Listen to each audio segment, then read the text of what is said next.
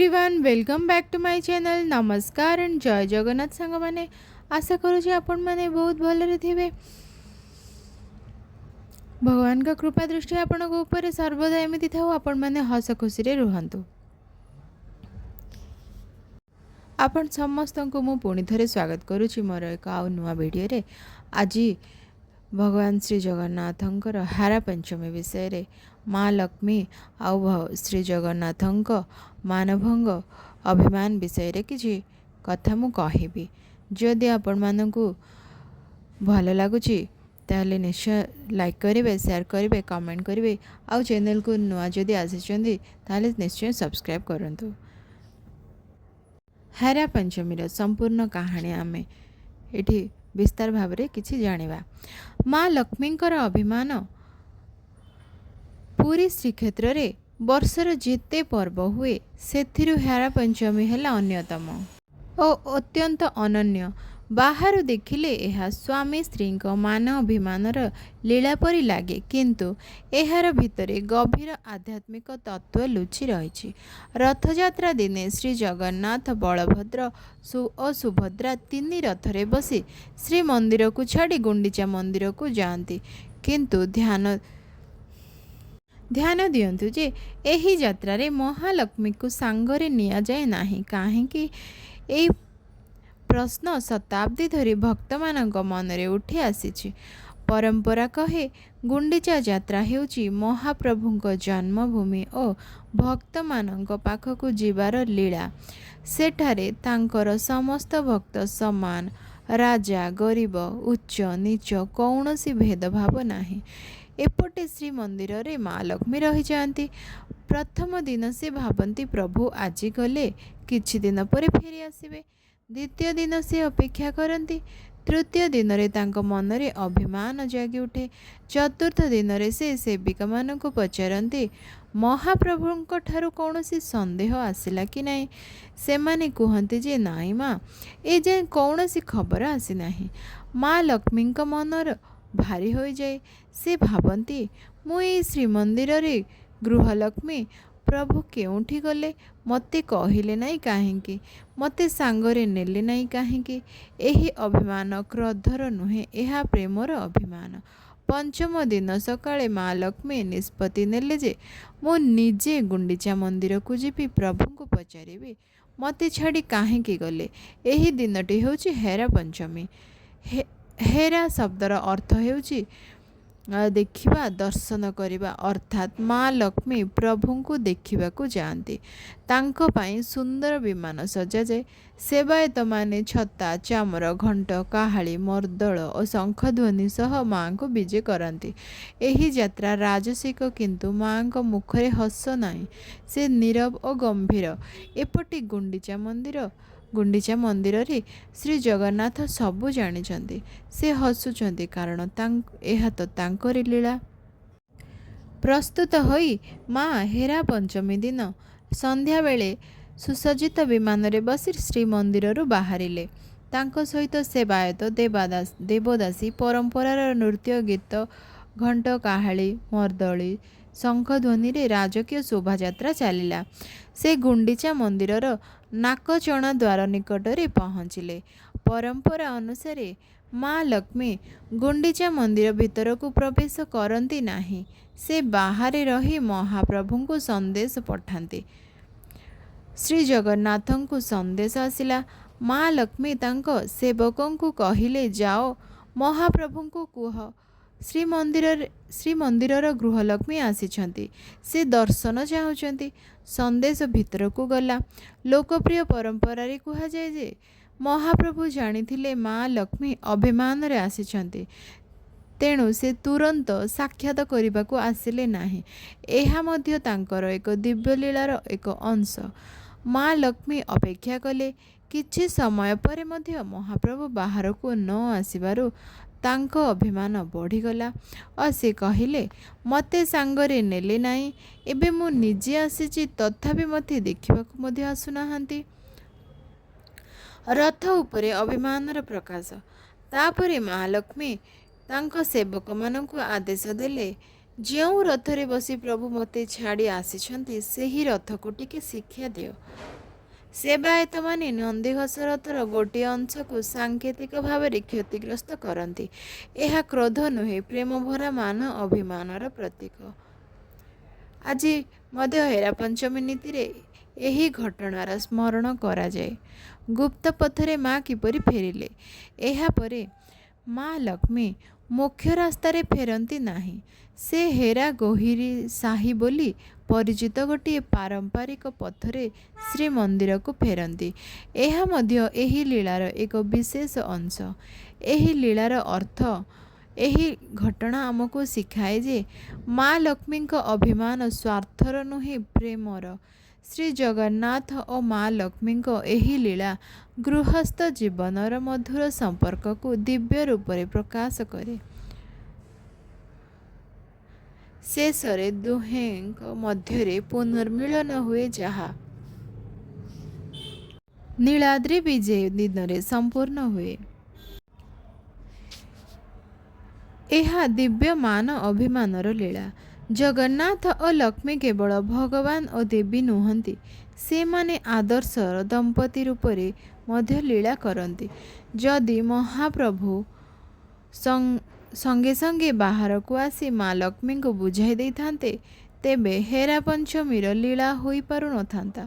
ଏହି ମାନ ଅଭିମାନ ଭକ୍ତମାନଙ୍କୁ ପ୍ରେମର ମାଧୁର୍ଯ୍ୟ ବୁଝାଇବା ପାଇଁ।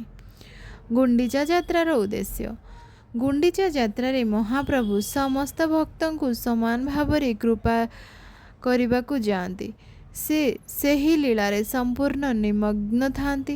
ପରମ୍ପରା କହି ସେହି ସମୟରେ ସେ ତୁରନ୍ତ ଶ୍ରୀମନ୍ଦିରର ରାଜକୀୟ ଗୃହ ଜୀବନକୁ ଫେରନ୍ତି ନାହିଁ। ମହାପ୍ରଭୁ ଜାଣିଥିଲେ ଯେ ମା ଲକ୍ଷ୍ମୀଙ୍କ ଅଭିମାନ କ୍ରୋଧର ନୁହେଁ, ପ୍ରେମର। ସେଥିପାଇଁ ସେ ଲୀଳାକୁ ଆଗକୁ ବଢ଼ାଇବାକୁ ଦେଲେ, ଯାହାଦ୍ୱାରା ସମସ୍ତ ଜଗତ ଲକ୍ଷ୍ମୀଙ୍କ ଅନନ୍ୟ ପ୍ରେମ ଓ ଅଧିକାରକୁ ଦେଖିପାରିବ। ନୀଳାଦ୍ରି ବିଜେର ପ୍ରସ୍ତୁତି କିପରି ହୁଏ? ଏହି ବିରହ ଅଭିମାନର ଶେଷ ହୁଏ ନୀଳାଦ୍ରି ବିଜେ ଦିନ। ସେତେବେଳେ ମହାପ୍ରଭୁ ମା ଲକ୍ଷ୍ମୀଙ୍କୁ ମନାନ୍ତି, ଭୋଗ ଅର୍ପଣ କରନ୍ତି। ଲୋକପ୍ରିୟ ପରମ୍ପରାରେ ରସଗୋଲା ସହ ଏହାକୁ ଯୋଡ଼ାଯାଏ ଏବଂ ତା ସହିତ ମା ଶ୍ରୀମନ୍ଦିରର ଦ୍ୱାର ଖୋଲିବାକୁ ଅନୁମତି ଦିଅନ୍ତି। ତେଣୁ ହେରା ପଞ୍ଚମୀ ଦିନ ତୁରନ୍ତ ସାକ୍ଷାତ ନ ହେବା ପରବର୍ତ୍ତୀ ପୁନର୍ମିଳନର ଭୂମିକା ସୃଷ୍ଟି କରେ। ଏହା ମନେ ରଖିବା ଉଚିତ ଯେ ମହାପ୍ରଭୁ ଭୟରେ ଲୁଚିଗଲେ ବୋଲି ଯେ କଥା ଲୋକକୁ କଥାରେ ହାସ୍ୟରସ୍ୟ ସହ କୁହାଯାଏ, ତାହା ଭକ୍ତିମୂଳକ ପରମ୍ପରାର ଏକ ଅଂଶବିଶେଷ। ଏହାକୁ ଐତିହାସିକ କିମ୍ବା ଶାସ୍ତ୍ରୀୟ ସତ୍ୟ ଭାବେ ନୁହେଁ, ବରଂ ଦିବ୍ୟ ଲୀଳାର ମାଧୁର୍ଯ୍ୟ ଭାବେ ବୁଝିବା ଉଚିତ। ଏହାର ପ୍ରତୀକାତ୍ମକ ଅର୍ଥ ହେଉଛି ରଥର ଅଂଶ ଭାଙ୍ଗିବା। ଅର୍ଥ ହେଉଛି ମା ଲକ୍ଷ୍ମୀ ନିଜେ ନିଜର ଅଧିକାର ପ୍ରକାଶ କରୁଛନ୍ତି। ଶ୍ରୀ ଜଗନ୍ନାଥ ଓ ଲକ୍ଷ୍ମୀଙ୍କର ଏହି ଲୀଳା ଭକ୍ତମାନଙ୍କୁ ଶିଖାଏ ଯେ ପ୍ରେମରେ ମାନ ଅଭିମାନ ପୁନର୍ମିଳନ ମଧ୍ୟ ଦିବ୍ୟ ଆନନ୍ଦର ଏକ ଅଂଶ। ଏହି ଲୀଳାର ପରିଣତି ନୀଳାଦ୍ରି ବିଜେ ଦିନ ହୁଏ, ଯେତେବେଳେ ମହାପ୍ରଭୁ ମା ଲକ୍ଷ୍ମୀଙ୍କୁ ସନ୍ତୁଷ୍ଟ କରି ପୁଣି ଶ୍ରୀମନ୍ଦିରକୁ ପ୍ରବେଶ କରନ୍ତି। ଏହାର କିଛି ଆଧ୍ୟାତ୍ମିକ ଅର୍ଥ ରହିଛି, ଯାହାକି ହେରା ପଞ୍ଚମୀର ଲୀଳାକୁ କେବଳ ସ୍ୱାମୀ ଓ ସ୍ତ୍ରୀଙ୍କ ମାନ ଅଭିମାନର କାହାଣୀ ଭାବେ ଦେଖିଲେ ଏହାର ପ୍ରକୃତ ଅର୍ଥ ବୁଝାଯାଏ ନାହିଁ। ଶ୍ରୀଜଗନ୍ନାଥ ପରମ୍ପରାରେ ଏହାର ଅତ୍ୟନ୍ତ ଗଭୀର ଆଧ୍ୟାତ୍ମିକ ତତ୍ତ୍ୱକୁ ପ୍ରକାଶ କରେ। ମହାଲକ୍ଷ୍ମୀ କିଏ? ମା ଲକ୍ଷ୍ମୀ କେବଳ ଧନର ଦେବୀ ନୁହନ୍ତି, ସେ ଶ୍ରୀଶକ୍ତି, ଭଗବାନଙ୍କ କରୁଣା, ଐଶ୍ୱର୍ଯ୍ୟ, ଶୃଙ୍ଖଳା ଓ ଗୃହସ୍ଥ ଧର୍ମର ପ୍ରତୀକ। ଶ୍ରୀମନ୍ଦିରରେ ସେ ନୀଳାଚଳର ଗୃହଲକ୍ଷ୍ମୀ। ଜଗନ୍ନାଥ କାହିଁକି ବାହାରକୁ ଯାଆନ୍ତି? ରଥଯାତ୍ରାରେ ମହାପ୍ରଭୁ ରାଜସିଂହାସନ ଛାଡ଼ି ସମସ୍ତଙ୍କ ପାଖକୁ ଯାଆନ୍ତି। ସେ ଦେଖାନ୍ତି ଯେ ଭଗବାନ କେବଳ ମନ୍ଦିରରେ ସୀମିତ ନୁହନ୍ତି, ସେ ପ୍ରତ୍ୟେକ ଭକ୍ତ ପାଖକୁ ନିଜେ ଆସିପାରନ୍ତି। ମା ଲକ୍ଷ୍ମୀଙ୍କର ଅଭିମାନ କ'ଣ? ଏହା ସାଧାରଣ କ୍ରୋଧ ନୁହେଁ, ଏହା ହେଉଛି ପ୍ରେମର ଅଧିକାର। ଯେଉଁଠାରେ ପ୍ରେମ ଅଛି ସେଠାରେ ଅପେକ୍ଷା ମଧ୍ୟ ଅଛି। ଯେଉଁଠାରେ ଅପେକ୍ଷା ଅଛି ସେଠାରେ ମାନ ମଧ୍ୟ ଆସେ। ମା ଲକ୍ଷ୍ମୀଙ୍କ ଅଭିମାନ ଭକ୍ତିର ଏକ ମଧୁର ରୂପ। ରଥର ଅଂଶ ଭାଙ୍ଗିବାର ଅର୍ଥ କ'ଣ? ଏହାର ଅର୍ଥ ରଥକୁ ନଷ୍ଟ କରିବା ନୁହେଁ। ରଥର ହେଉଛି ଜୀବନଯାପନର ପ୍ରତୀକ। ଜୀବନଯାତ୍ରାର ପ୍ରତୀକ। ମା ଲକ୍ଷ୍ମୀ ସୂଚନା ଦିଅନ୍ତି, ଯଦି ଶକ୍ତି, କରୁଣା, ଶ୍ରୀ ଓ ଧର୍ମକୁ ଅବହେଳା କରାଯାଏ, ସେ ଜୀବନର ରଥ ସମ୍ପୂର୍ଣ୍ଣ ହୋଇପାରେ ନାହିଁ। ମହାପ୍ରଭୁ କାହିଁକି ସାମ୍ନାକୁ ଆସନ୍ତି ନାହିଁ? କାରଣ ଏହା ବିରହର ଲୀଳା। ଭକ୍ତିରେ ଦୁଇଟି ଅବସ୍ଥା ଅଛି, ମିଳନ ଯାହାକି ସଂଯୋଗ, ବିରହ ବିପ୍ରଲମ୍ଭ। ବୈଷ୍ଣବ ଭକ୍ତିରେ ବିରହକୁ ଅତ୍ୟନ୍ତ ଉଚ୍ଚ ଭାବ ମନାଯାଏ। ବିରହ ପ୍ରେମକୁ ଆହୁରି ଗଭୀର କରେ। ସେଥିପାଇଁ ମହାପ୍ରଭୁ ତୁରନ୍ତ ସାକ୍ଷାତ କରନ୍ତି ନାହିଁ। ନୀଳାଦ୍ରି ବିଜେରେ ପୁନର୍ମିଳନ। ଶେଷରେ ମହାପ୍ରଭୁ ଫେରି ଆସନ୍ତି। ମା ଲକ୍ଷ୍ମୀ ଦ୍ୱାର ବନ୍ଦ କରନ୍ତି। ମହାପ୍ରଭୁ ତାଙ୍କୁ ସନ୍ତୁଷ୍ଟ କରନ୍ତି, ତାପରେ ଦ୍ୱାର ଖୋଲେ। ଏହାକୁ କୁହାଯାଏ ଯେ ବିରହର ଶେଷ ପ୍ରେମରେ ହୁଏ, ଅହଙ୍କାର ନୁହେଁ। ଏବେ ଆମେ କଥା ହେବା ହେରା ପଞ୍ଚମୀର ସମ୍ପୂର୍ଣ୍ଣ ରୀତିନୀତି କେମିତି ପାଳନ କରାଯାଏ। ହେରା ପଞ୍ଚମୀ ସନ୍ଧ୍ୟା ପୂର୍ବରୁ ମା ଲକ୍ଷ୍ମୀଙ୍କୁ ପବିତ୍ର ସ୍ନାନ କରାଯାଏ। ଏହା ଉତ୍ସବ ପାଇଁ ତାଙ୍କ ପ୍ରସ୍ତୁତିର ପ୍ରତୀକ,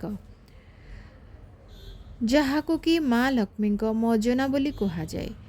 ସର୍ବାଙ୍ଗ ଓ ବନକା ଲାଗି ମାଙ୍କୁ ଚନ୍ଦନ, ସୁଗନ୍ଧ, ବସ୍ତ୍ର, ଅଳଙ୍କାର ଓ ପୁଷ୍ପରେ ସଜାଯାଏ। ଏହି ବେଶରେ ସେ ଶ୍ରୀମନ୍ଦିରର ଗୃହଲକ୍ଷ୍ମୀ ଏବଂ ମହାରାଣୀଙ୍କ ରୂପରେ ବାହାରନ୍ତି।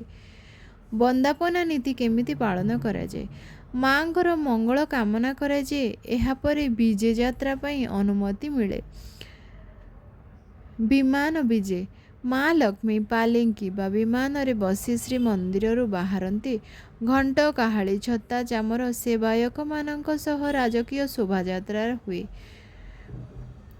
ମା ଗୁଣ୍ଡିଚା ମନ୍ଦିରର ନାଚକଣା ଦ୍ୱାର ନିକଟରେ ଆସନ୍ତି। ସେ ସିଧାସଳଖ ପ୍ରବେଶ କରନ୍ତି ନାହିଁ। ସେଠାରେ ଆଗମନର ସୂଚନା ମହାପ୍ରଭୁଙ୍କୁ ଦିଆଯାଏ। ମହାପ୍ରଭୁଙ୍କ ପକ୍ଷରୁ ମା ଲକ୍ଷ୍ମୀଙ୍କୁ ଆଜ୍ଞାମାଳ ବା ସମ୍ମତିର ମାଳା ଦିଆଯାଏ। ଏହାର ଅର୍ଥ, ମୁଁ ତୁମର ଆଗମନକୁ ସ୍ୱୀକାର କରୁଛି ଏବଂ ଫେରି ଆସିବି। ଏହା ହେରା ପଞ୍ଚମୀର ଅତ୍ୟନ୍ତ ଗୁରୁତ୍ୱପୂର୍ଣ୍ଣ ନୀତି। ଏହି ନୀତିକୁ ଆଜ୍ଞାମାଳ ନୀତି ବୋଲି କୁହାଯାଏ। ରଥଭଙ୍ଗା ଲୀଳା। ପ୍ରେମଭରା ଅଭିମାନରେ ମା ଲକ୍ଷ୍ମୀଙ୍କ ସେବକମାନେ ନନ୍ଦିଘୋଷ ରଥର ଗୋଟିଏ ଛୋଟ ଅଂଶକୁ ପ୍ରତୀକାତ୍ମକ ଭାବରେ କ୍ଷତିଗ୍ରସ୍ତ କରନ୍ତି। ଏହା ବାସ୍ତବରେ ଧ୍ୱଂସ ନୁହେଁ, ଲୀଳାର ଏକ ଅଂଶ। ହେରାଗୋହିରୀ ସାହି ଦେଇ ପ୍ରତ୍ୟାବର୍ତ୍ତନ କରିବା। ମା ଲକ୍ଷ୍ମୀ ବଡ଼ଦାଣ୍ଡ ଦେଇ ଫେରନ୍ତି ନାହିଁ। ପରମ୍ପରା ଅନୁସାରେ ସେ ହେରାଗୋହିରୀ ସାହି ଦେଇ ଗୁପ୍ତ ଭାବରେ ଶ୍ରୀମନ୍ଦିରକୁ ଫେରନ୍ତି।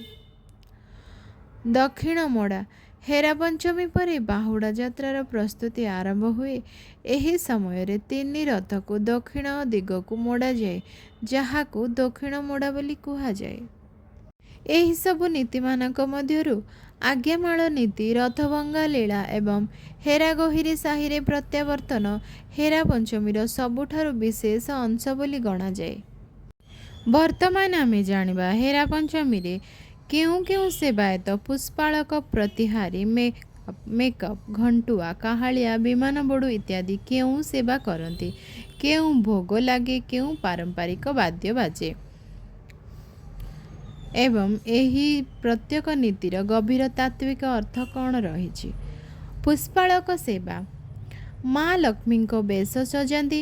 ଫୁଲମାଳ, ତୁଳସୀ, ସୁଗନ୍ଧିତ ପୁଷ୍ପ ଅର୍ପଣ କରନ୍ତି। ଆଜ୍ଞାମାଳ ଗ୍ରହଣ ଓ ଅର୍ପଣରେ ସହଯୋଗ କରନ୍ତି। ଏହାର ତାତ୍ତ୍ୱିକ ଅର୍ଥ ହେଉଛି, ଫୁଲ ହେଉଛି ହୃଦୟର ପବିତ୍ରତାର ପ୍ରତୀକ। ଭକ୍ତ ଯେପରି ନିଜ ହୃଦୟକୁ ଭଗବାନଙ୍କୁ ଅର୍ପଣ କରେ, ପୁଷ୍ପାଳକଙ୍କ ସେବା ସେହି ଭାବକୁ ପ୍ରକାଶ କରେ। ମେକଅପ୍ ସେବା। ବର୍ତ୍ତମାନ ବସ୍ତ୍ର ପରିଧାନ କରାଇବା, ଅଳଙ୍କାର ପିନ୍ଧାଇବା, ଚନ୍ଦନ, କସ୍ତୁରୀ, ସୁଗନ୍ଧି ଲଗାଇବା। ତାତ୍ତ୍ୱିକ ଅର୍ଥ ହେଉଛି, ଏହା ବାହ୍ୟ ସୌନ୍ଦର୍ଯ୍ୟ ନୁହେଁ, ଭଗବାନଙ୍କ ପ୍ରତି ଶ୍ରେଷ୍ଠ ସମର୍ପଣର ପ୍ରତୀକ। ପ୍ରତିହାରୀ ସେବା। ନୀତି ସମୟରେ ଶୃଙ୍ଖଳା ରକ୍ଷା, ଦ୍ୱାର ନିୟନ୍ତ୍ରଣ, ବିଜେ ସମୟରେ ପଥ ଖାଲି କରିବା। ଏହାର ତାତ୍ତ୍ୱିକ ଅର୍ଥ ହେଉଛି, ଭଗବାନଙ୍କ ନିକଟକୁ ଯିବା ପାଇଁ ଶୃଙ୍ଖଳା ଓ ସଂଯମ ଆବଶ୍ୟକ। ବିମାନ ବଡ଼ୁ। ମା ଲକ୍ଷ୍ମୀଙ୍କ ବିମାନ କାନ୍ଧରେ ବହନ, ବିଜେ ଯାତ୍ରା ସମ୍ପନ୍ନ କରାଇବା। ଏହାର ତାତ୍ତ୍ୱିକ ଅର୍ଥ ହେଉଛି, ଭଗବାନଙ୍କ ସେବାକୁ ନିଜ କାନ୍ଧରେ ବହନ କରିବା ହେଉଛି ଭକ୍ତିର ମହାନ ପ୍ରତୀକ। ଘଣ୍ଟୁଆ ବିଜେ ସମୟରେ ଘଣ୍ଟ ବଜାଇବା। ଏହାର ତାତ୍ତ୍ୱିକ ଅର୍ଥ ହେଉଛି ଘଣ୍ଟ ଧ୍ୱନି ମନକୁ ଏକାଗ୍ର କରେ ଓ ମଙ୍ଗଳର ସୂଚନା ଦିଏ। କାହାଳିଆ କାହାଳି ବଜାଇବା। ଏହାର ତାତ୍ତ୍ୱିକ ଅର୍ଥ ହେଉଛି ଏହା ଦେବଯାତ୍ରାର ରାଜକୀୟ ଘୋଷଣା କରିବା। ମର୍ଦ୍ଦଳିଆ ମର୍ଦ୍ଦଳ ବଜାଇବା। ତାତ୍ତ୍ୱିକ ଅର୍ଥ ହେଉଛି ମର୍ଦ୍ଦଳର ତାଳ ଭକ୍ତିର ଆନନ୍ଦ ଓ ଲୀଳାର ଗତିକୁ ପ୍ରକାଶ କରେ। ଛତ୍ରଧାରୀ ମାଙ୍କ ଉପରେ ଛତ୍ର ରାଜଛତା ଧରିବା। ମା ଲକ୍ଷ୍ମୀ ନୀଳାଚଳର ମହାରାଣୀ ଅଟନ୍ତି, ତେଣୁ ତାଙ୍କୁ ଏହିପରି ସେବା ଦରକାର। ଏହା ହେଉଛି ଏହାର ତାତ୍ତ୍ୱିକ ଅର୍ଥ। ଚାମରଧାରୀ ଚାମର ସେବା କରିବା। ଏହାର ତାତ୍ତ୍ୱିକ ଅର୍ଥ ହେଉଛି ଏହା ରାଜପୋଚାର ଓ ସମ୍ମାନର ପ୍ରତୀକ। ହେରା ପଞ୍ଚମୀରେ ଭୋଗ କିପରି ଲାଗେ? କେଉଁ କେଉଁ ଭୋଗ ଲାଗେ? ସାର୍ବଜନୀନ ପରମ୍ପରା ଅନୁସାରେ ମା ଲକ୍ଷ୍ମୀଙ୍କୁ ବିଭିନ୍ନ ପ୍ରକାରର ମିଠା ଓ ପକ୍ୱାନ ଭୋଗ ଅର୍ପଣ କରାଯାଏ। ଏଥିରେ ସାଧାରଣତଃ ଖେଚୁଡ଼ି, କାନିକା, ଆରିସା ପିଠା, କାକରା, ମଣ୍ଡା ପିଠା, କ୍ଷୀରି, ବିଭିନ୍ନ ଫଳ, ନଡ଼ିଆ ପ୍ରସ୍ତୁତ ଭୋଗ କରାଯାଏ। ପ୍ରତିବର୍ଷ ଏହି ଏବଂ ନୀତି ଅନୁଯାୟୀ ଭୋଗରେ କିଛି ପରିବର୍ତ୍ତନ ହୋଇପାରେ। ଏହାର ତାତ୍ତ୍ୱିକ ଅର୍ଥ ହେଉଛି ଭୋଗ ହେଉଛି ଭକ୍ତଙ୍କ ପ୍ରେମର ଅର୍ପଣ, ଭଗବାନଙ୍କର ଆବଶ୍ୟକତା ପୂରଣ ନୁହେଁ।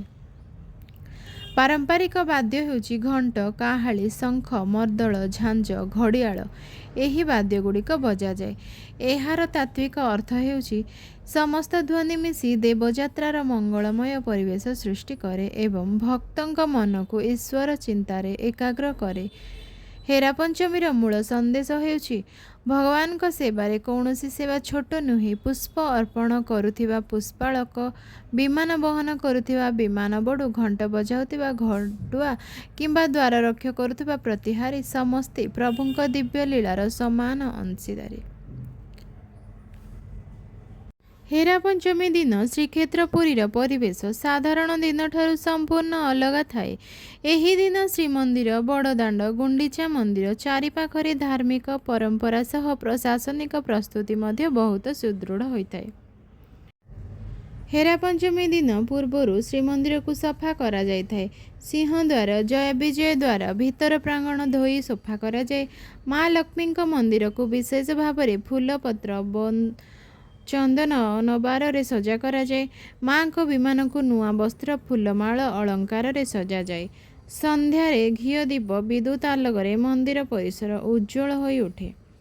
ଭିଡ଼ିଓ ଯଦି ଆପଣମାନଙ୍କୁ ଭଲ ଲାଗିଛି ତାହେଲେ ନିଶ୍ଚୟ ସବସ୍କ୍ରାଇବ୍ କରନ୍ତୁ, ଚ୍ୟାନେଲକୁ ସବସ୍କ୍ରାଇବ୍ କରନ୍ତୁ, ଲାଇକ୍, ସେୟାର ଆଉ କମେଣ୍ଟ କରନ୍ତୁ।